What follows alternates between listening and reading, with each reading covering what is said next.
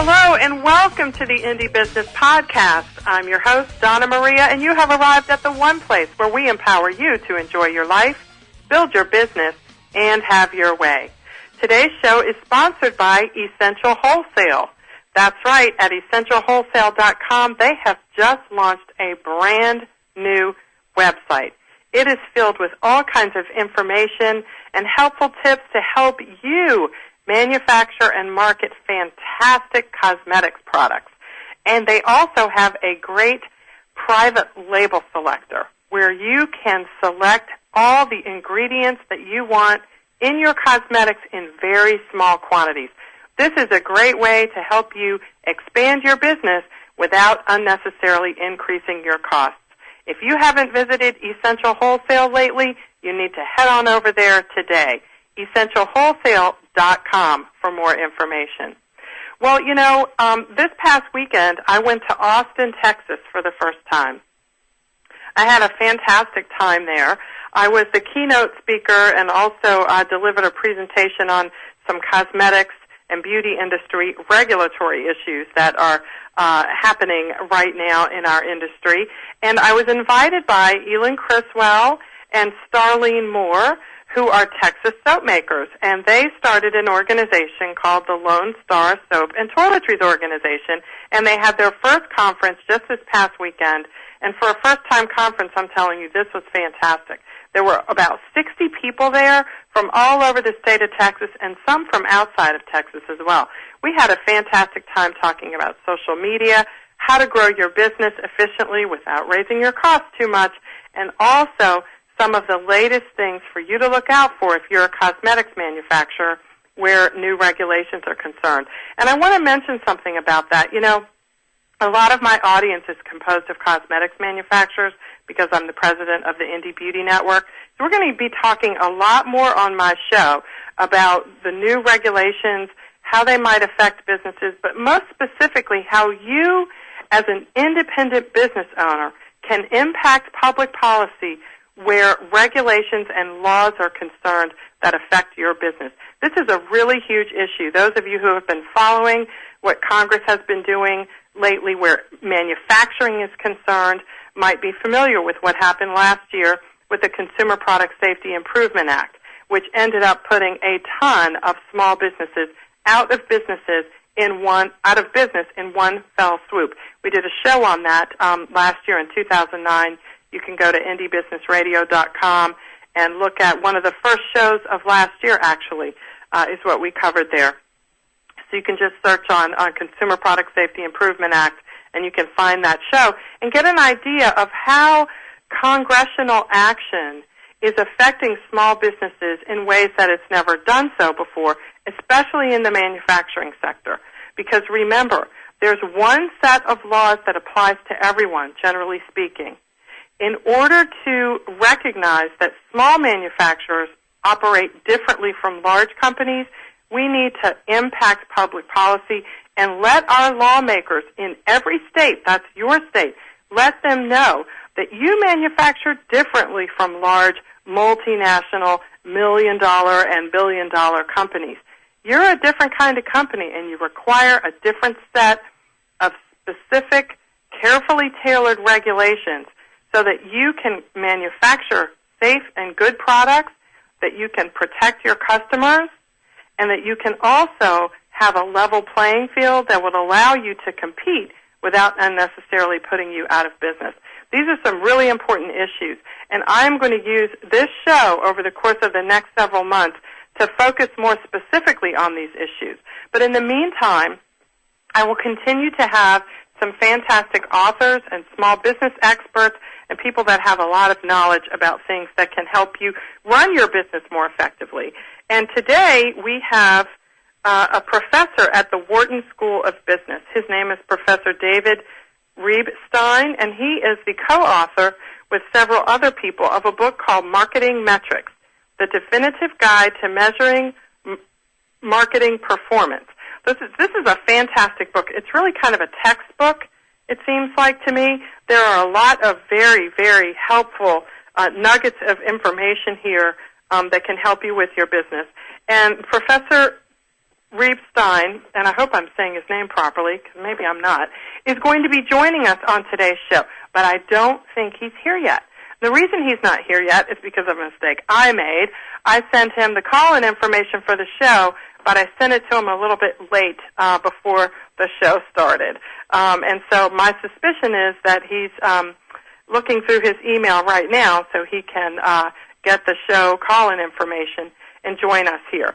But while we're waiting for him, and there he is, I believe. Is this our guest today? Yes, this is.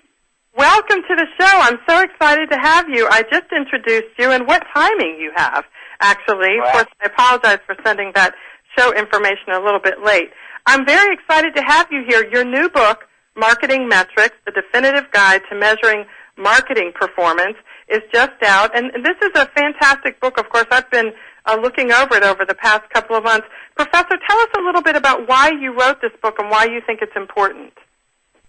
Well, it turns out that today more and more we are constantly being measured on our overall performance. And so the question is, what are the key measures that we should be using for trying to assess this and making sure that we have all of the right measures correctly understood. What I do find is more and more companies are using various terms, but they are actually referring to various different things. So it's really essential that we try and come up with some clarity as to what it is we're really trying to measure.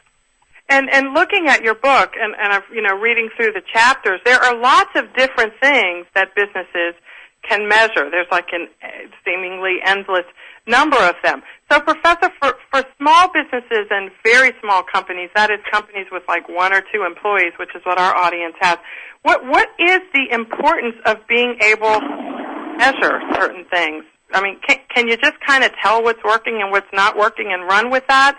Or do you really need to take the time out to, actually do some measurement? And why is... Hello?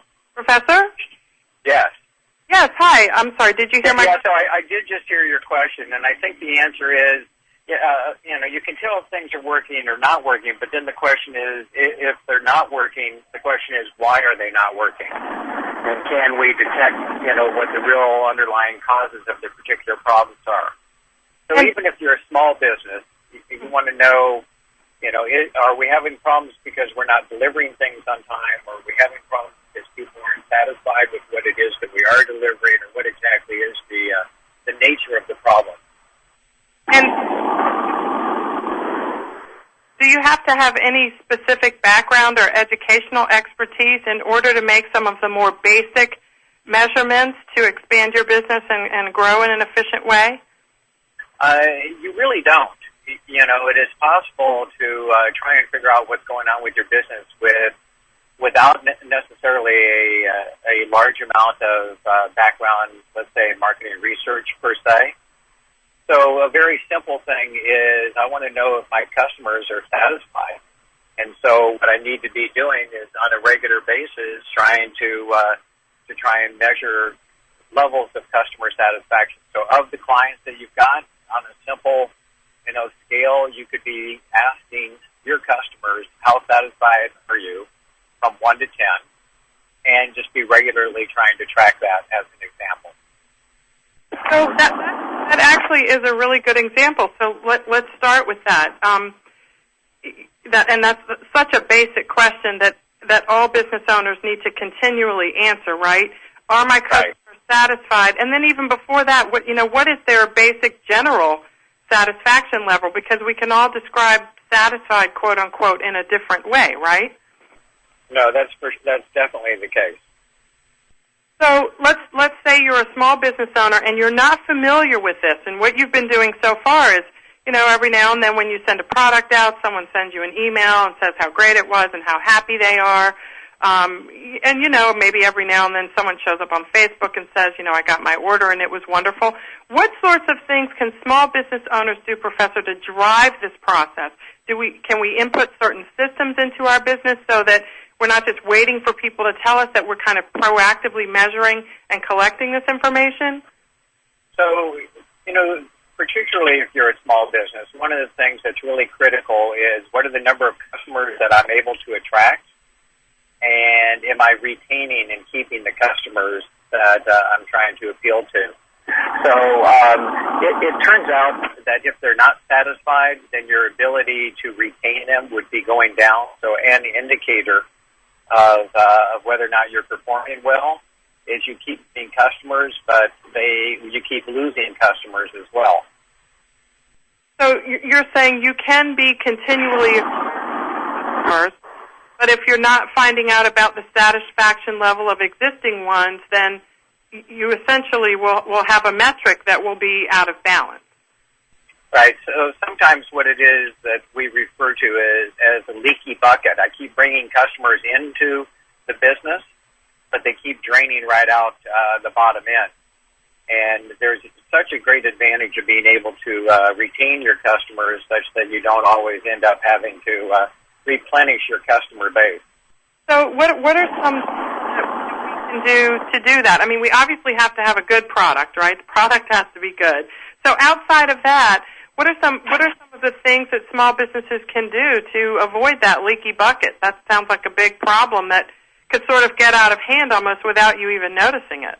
Well, it's really one of the advantages of having some good metrics is you can try and find out what it is that customers aren't satisfied about. So one, as you referred to, is the overall level of satisfaction, but then the question is, are there some particulars that they're not satisfied with? So it could be something as simple as, the hours that you keep, or how quickly you deliver, or the courtesy of some of the service, etc.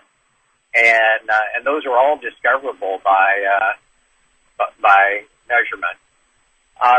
Now, of course, if you're a really small business, you interact with the customers and you have some sense of it. The question is, can you try and not just use the anecdotes, but have some systematic way of trying to capture that? So is one way that we can do this with a survey? One simple way to do it would be via surveys. But let me give you an example, by the way, of a small business that I think has done a great job of trying to capture what's going on in their with their customers, and we often think that, well, you have to be a very large business in order to actually have any information system. But I have a local florist, and this local florist is someone that I have called to order flowers for my mother-in-law, and for her birthday.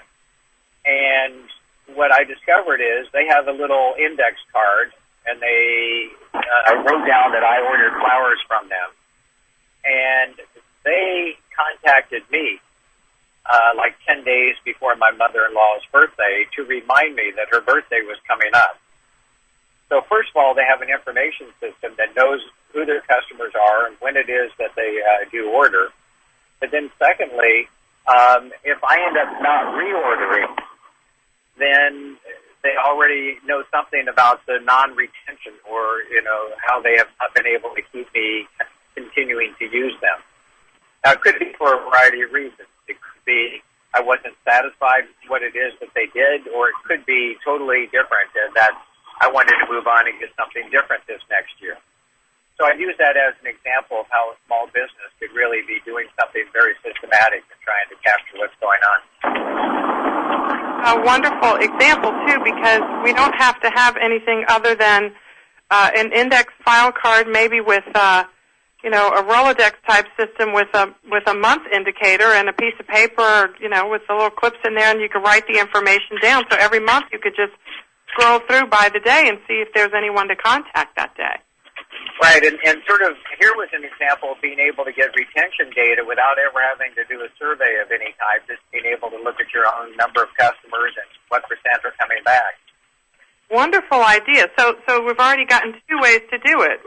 One is the natural way that you're describing, but I guess for people who may not have done this from the very beginning, is a survey kind of a good way to come out of the box if you don't have any information like that maybe you at least have email addresses so you can maybe send a survey and perhaps even attach a coupon to it as an incentive to get people to sort of help you begin to populate your database with that information. Right. So a survey would be a really easy way to do it. Part of the key is making sure that when you do the survey from one period to the next, that you end up doing that in the same fashion year over year. Are you having trouble hearing me, by the way? I am, but you know what? I think we may be able to see if we can fix that during our break when it's now time for our break. We're talking with Professor David Reibstein, the co-author of Marketing Metrics, the definitive marketing performance. This is Indie Business Podcast. We'll be right back.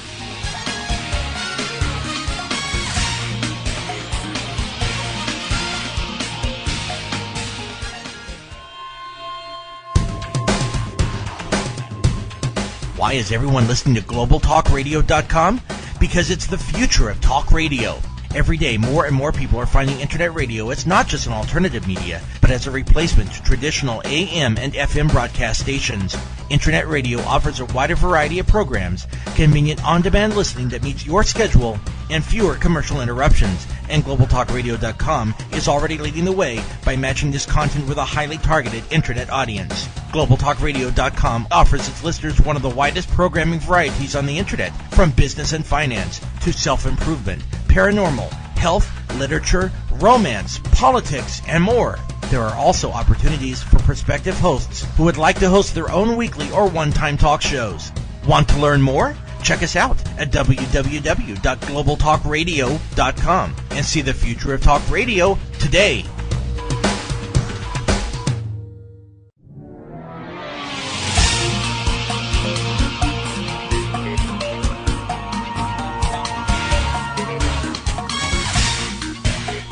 Welcome back to Indie Business Podcast. I want to apologize to you guys for any difficulties you might have had hearing some of the information that was shared in the first segment. It was some really good information. Of course, you know I'm going to summarize the podcast at my blog. So if you missed any of the first part of it because you couldn't hear, you can always check the blog later because I write a text summary of some of the best tips that are shared by my guests. So you'll be able and I am back to get the information there. And welcome back, Professor. So I think the sound is much better. Thank you so much for calling back in. So during our first segment, we talked about some fantastic ideas that you had for collecting information and sort of measuring the customer satisfaction level. Let's talk a little bit during our second segment, if we could, about social media.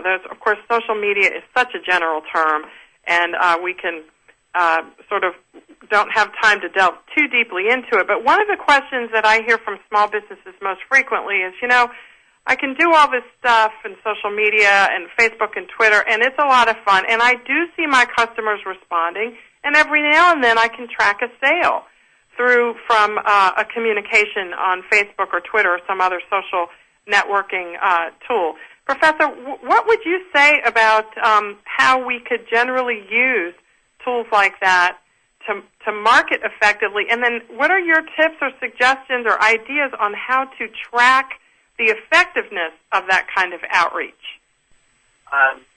Well, first of all, one of the things that you can do is say something on Facebook or Twitter is watching some of the communities grow and to directly to the number of participants that are on your Facebook. You are able to follow any of the communications that end up happening, and it's really interesting to be able to just visually be able to see the amount of activity that's happening around there. But to your second question, which is really one of how do you go about trying to monitor and track what's going on and how effective it is, the best thing and the easiest thing is to run experiments. And by that I mean you could place something on Twitter and see what the lift is, see what the impact is.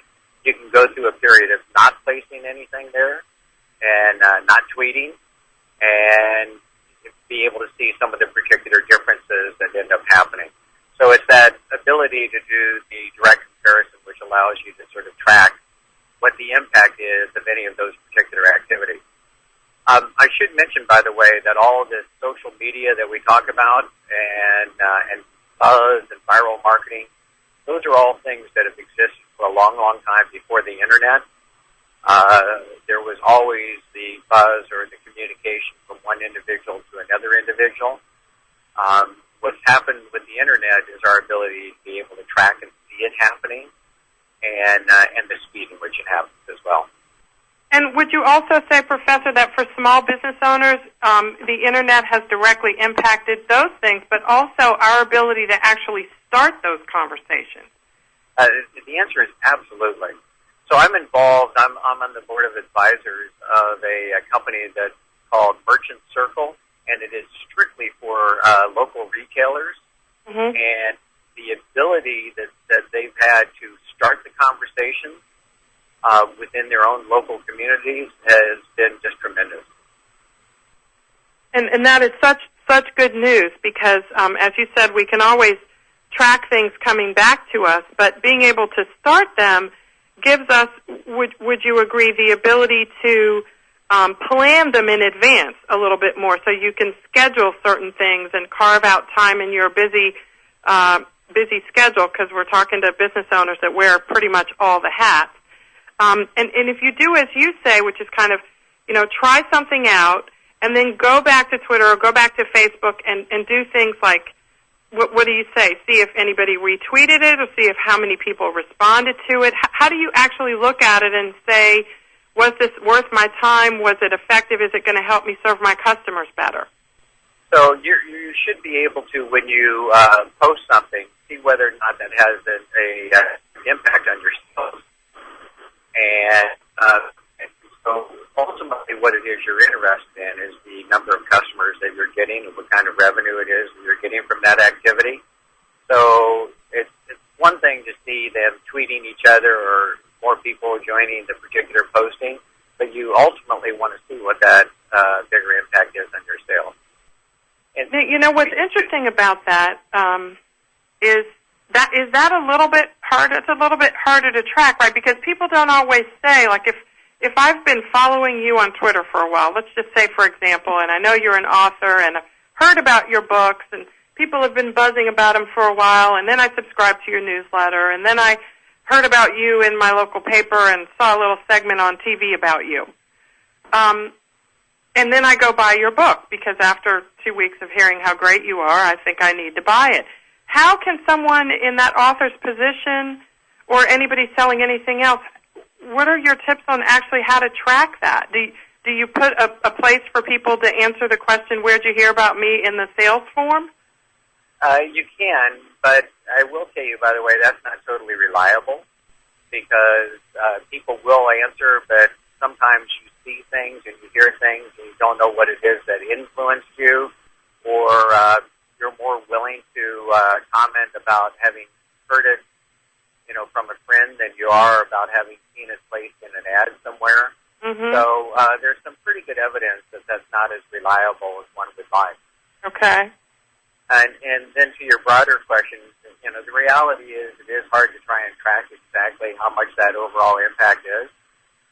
And it just is one of the complexities, which is why it sort of is useful to try different experiments so you can see what happens when I am, tweeting or posting, and how much it has an impact when you stop doing it as well.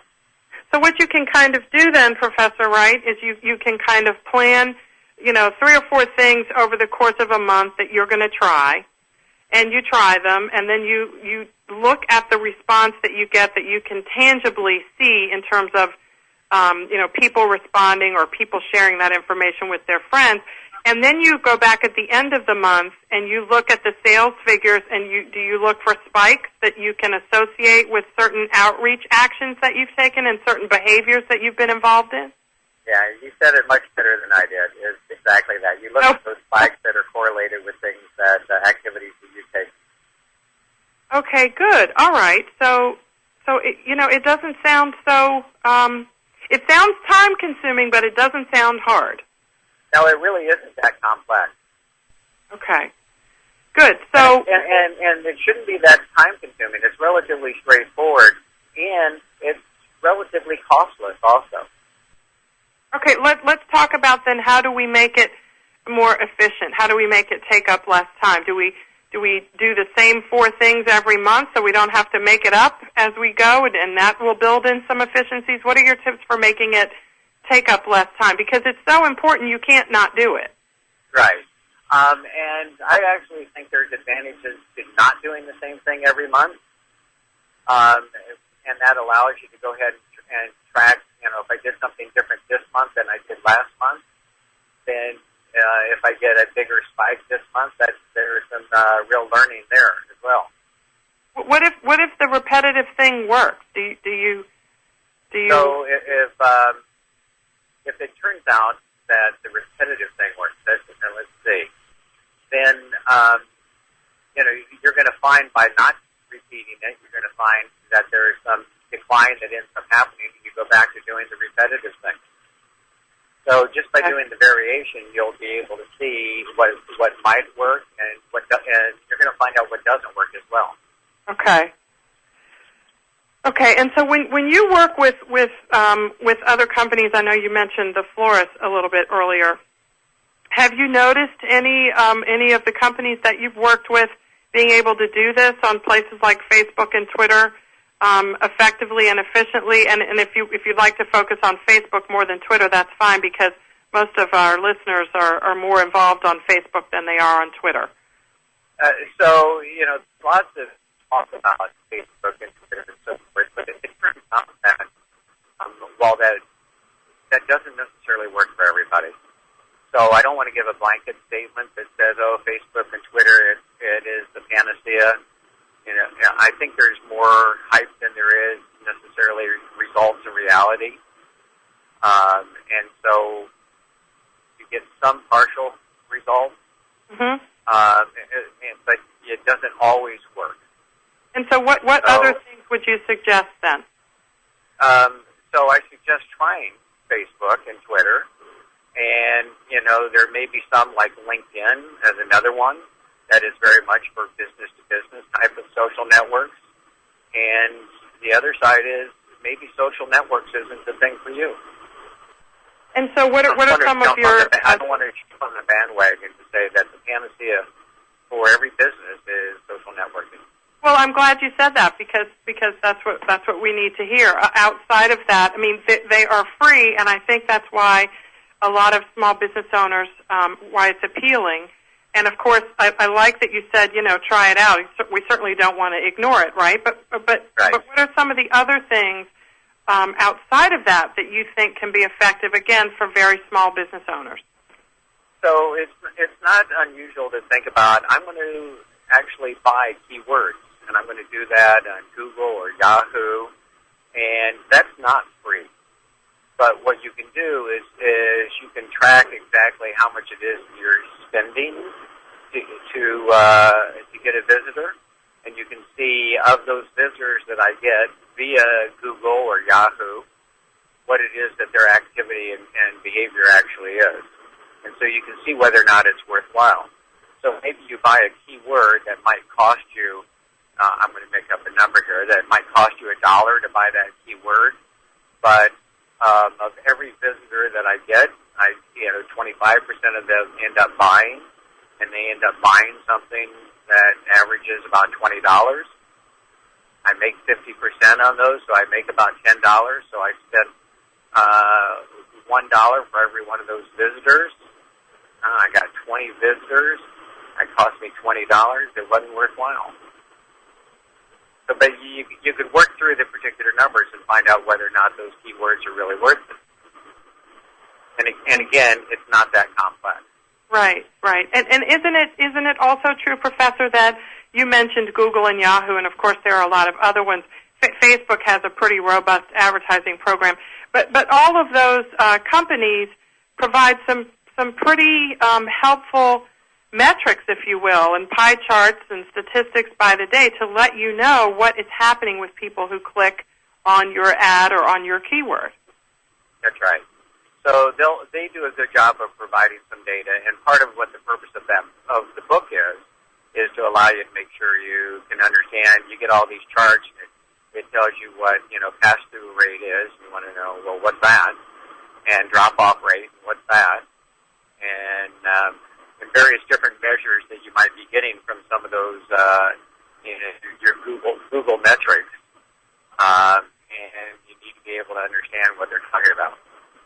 Excellent suggestions from our guest today, Professor David Reibstein, co-author of Marketing Metrics, the definitive guide to measuring marketing performance. We're going to take our final break and come back, and we're going to ask the professor to share some of his best tips for correctly pricing your products, raising product prices if you need to, and everything that we can fit into a few minutes having to do with pricing your products to sell. This is the Indie Business Podcast. I'm your host, Donna Maria. We'll be right back.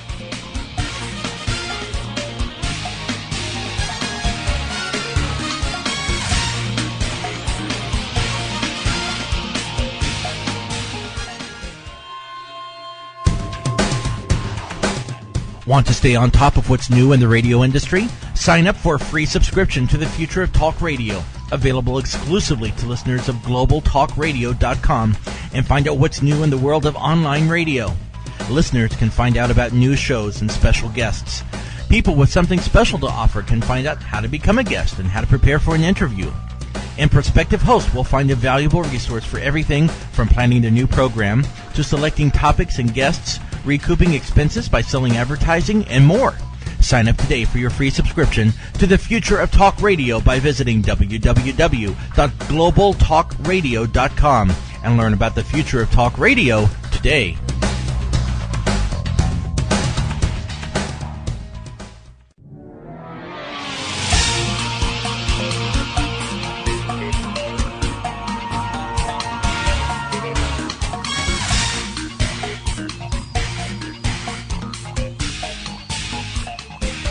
And so that's the question. We're talking with David Reibstein, and he is a professor of marketing at Wharton School of Business in Pennsylvania. And how exciting is it to get the kind of expertise and insights and knowledge from a professor at one of our nation's most well-respected business schools right here on the Indie Business Podcast.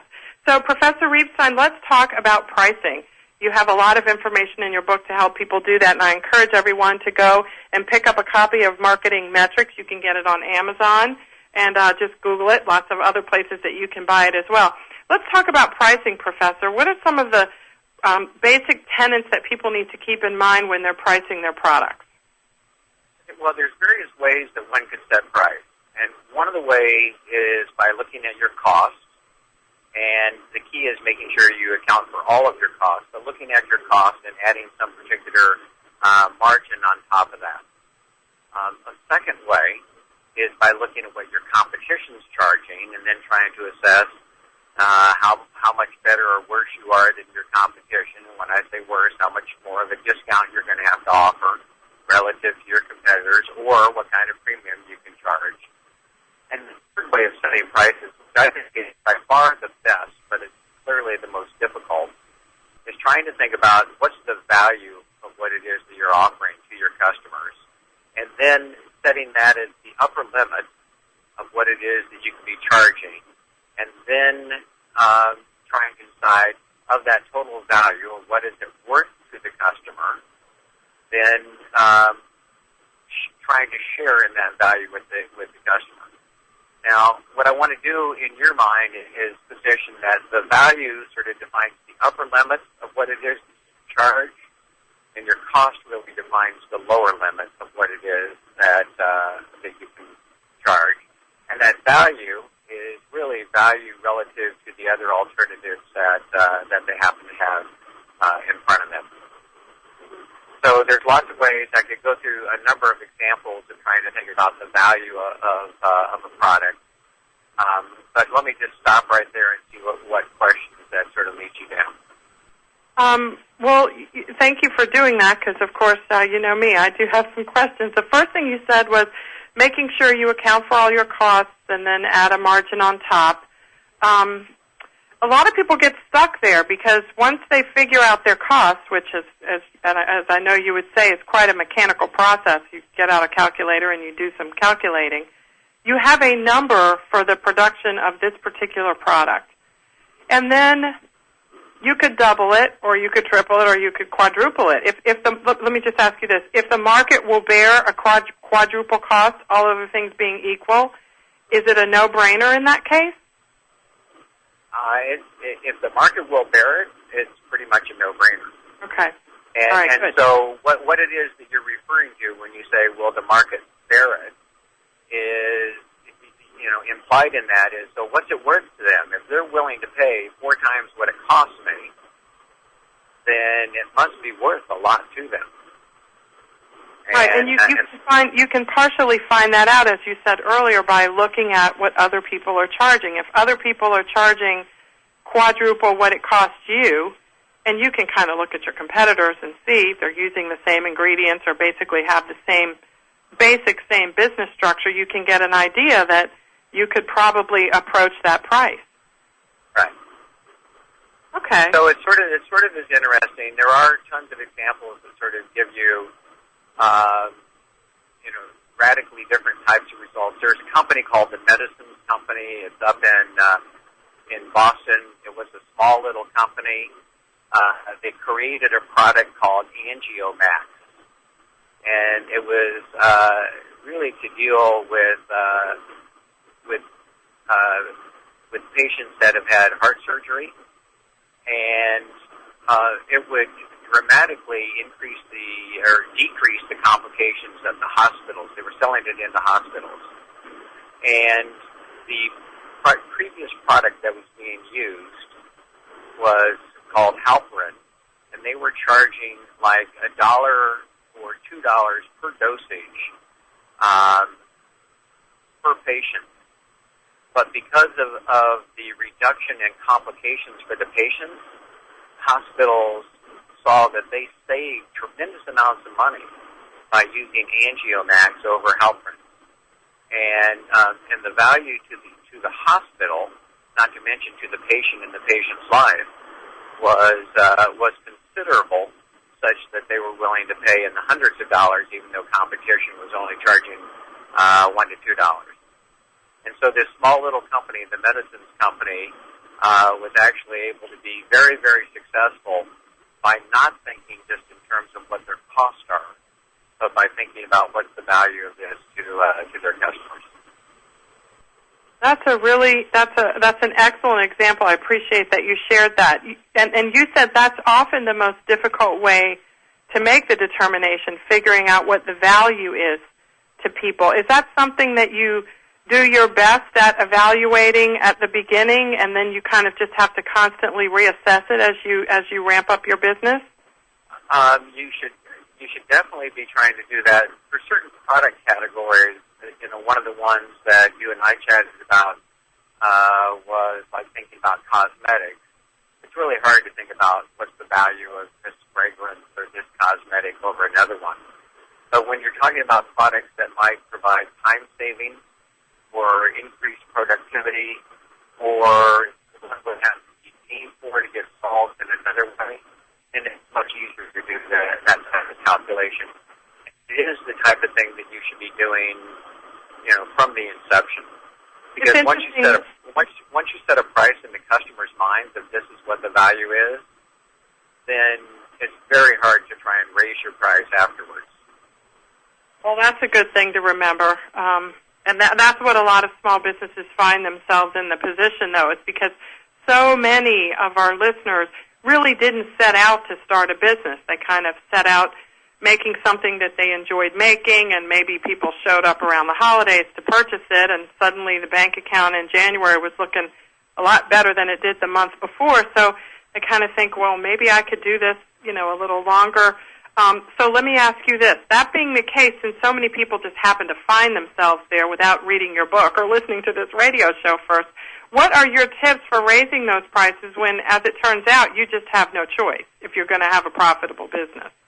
Right. So first of all, it's always easier, and one of my pieces of advice would always be start with a higher price rather than a lower price, only because, well, there's two reasons. One, it's always easier to lower price than it is to raise price, and the second reason is that there might be some customers out there that are willing to pay that higher price and you might as well discover them before you go down in price to find those that are willing to pay a lower price. And then the third reason is that by starting with a higher price, it does something about communicating the value of what it is that you're offering. So some people infer the quality of what you're offering from the price that you set. So my advice is always start higher and then work your way down. You know, it's really interesting that you said that. Is that you can build additional financial benefits into your business bottom line by setting a higher price from the very beginning, because you communicate more value when you do that. All other things being equal, that's part of the message people get when they first see your product. And without question. That's it's interesting that you said that. I had a meeting last week with a book publisher, and as we were talking, they were showing me a lot of the books in their catalog, and they were talking to me about book covers and how a book cover portrays a specific value of that book to customers. They say, you know, never judge a book by its cover, but they were giving me all kinds of reasons why you should do that. And as they were showing me different books, the same book published by two different companies, and what the cover looked like and what the texture felt like and how the light bounced off the cover and all those sorts of things, they shared about being able to price that book at a higher price, not because of the information that was in it, but simply because of how it was packaged. Yeah, that's for sure. And that earlier. I know for some reason we're not able to hear you right at this moment, but I heard a little bit of what you said, and I know it was sort of agreeing with the sort of concept that the publisher was sharing. So, you know, it's interesting that you're talking about being able to have that kind of control in your business. Most small business owners don't really have the mindset to think of themselves as being in control of that many things when they first start. But what you're saying is that we really do control more things than we think we do when it comes to the messaging and the creation of whatever mindset we want our customers to have when they hear about our brand. There really is a lot that we have control over. And what we were referring to earlier is the impact we have of setting the impressions that customers have of our products or services by either our packaging, like the book cover, or the prices that we set. And the prices communicate a lot about the quality of what we have to offer. Mm-hmm. Yeah. Thinking about small business, imagine, somebody wants to get somebody to paint their house. There's lots of data that indicate that customers do not take the cheapest one that's offered to them because they assume it must not be as much quality as the ones that were the bids that were given at higher price. So the prices communicate something about the perceived quality of what you're going to get. Right. And that's something that's a difficult thing for a lot of very small businesses and startups to understand. If they don't have a lot of the business acumen and business experience, they've been approaching things from a consumer perspective. So a lot of this really is sort of in the mindset that you approach your business with, right? Absolutely. Okay, this is great. So I want to let everyone know where they can go to learn more about you, Professor. Of course, the book is called Marketing Metrics, The Definitive Guide to Measuring Marketing Performance, and of course it's on Amazon. Can you share with us a little bit more about where we can find out more about you? If you would go to the Wharton website, and I have my own website on there, and you could look up Wharton faculty, and then look up my name, and there would be a whole bibliography about me. Great. Also, if you went to Amazon, there's a hot link right to my name that would just take you to all of my bio and all of my information. Okay, now I have one unrelated question, totally unrelated to Marketing Metrics, but I'm curious about something. I've had a show for 5 years, and I've never had a guest that had 3 co-authors for their book. What was it like to put together a resource like this with 4 people? The coordination is not always easy, but being able to work with others that bring in different perspectives, it's you can sometimes say you have too many chefs in the kitchen, but if you get the chefs working together, you can really make a wonderful meal. And I think having different perspectives and people doing different parts of it really made a much richer combination than we would have been able, certainly than I would have been able to do individually. Well, I can vouch for that, having spent some time reviewing some of the great concepts that you share in this book. Thank you so much, you and your co-authors, for making this information so widely and readily available. And thank you, Professor. David J. Reibstein is William Stewart Woodside Professor and Professor of Marketing at the Wharton School, University of Pennsylvania. This is a fantastic combination of information that we can all get. You can check out Amazon for the Marketing Metrics book, and as the professor said, you can find Wharton School on the Internet and find him that way. And by the way, his name is spelled R-E-I-B as in boy, S-T-E-I-N. Thank you so much for joining us today, Professor. Thank you very, very much. Next week, we'll have Jeannie Bliss. She is the author of I Love You More Than My Dog. And she's going to join us to talk about how to drive customer focus and become a beloved and prosperous company. I guess the idea is to get your customers to love you more than they love their dog. And I would imagine that's not such an easy thing to do. But in today's environment, I think you got to do your best, because if people love you and their dog about the same, then you probably have a pretty good outreach and a pretty good customer base. It's something that we all need to think about and strive for. That's next week right here on the Indie Business Podcast. Until then, enjoy your life, build your business, and have your way.